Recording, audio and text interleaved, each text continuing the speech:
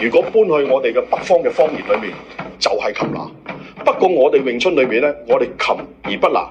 立手裏面咧，其實我哋咧就唔會話睇住佢個手去嚟立嘅，我哋係打裏面立，立裏面打。大家佢練過拳，被黐過手都知道，大家知道速度一快咧，基本上面你捉我唔到嘅。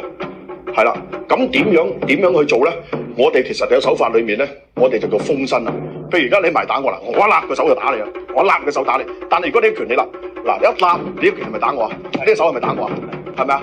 所以你一埋嚟，我一立嘅手去封住嚟打，大家黐手裏面嘅手。嗱佢立，嗱我一立翻佢，我唔一立啊，一鎖住佢打佢。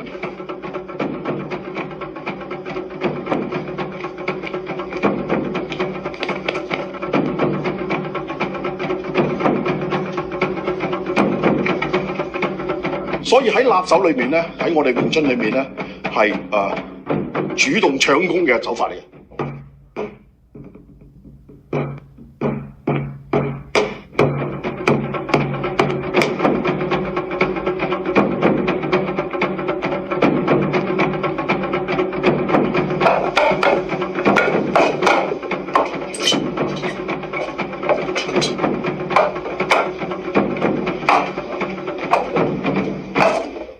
各位，今次我呢個特輯詠春12手介紹咗咁多詠春嘅手法，青青啊，你今次參與咁多啊？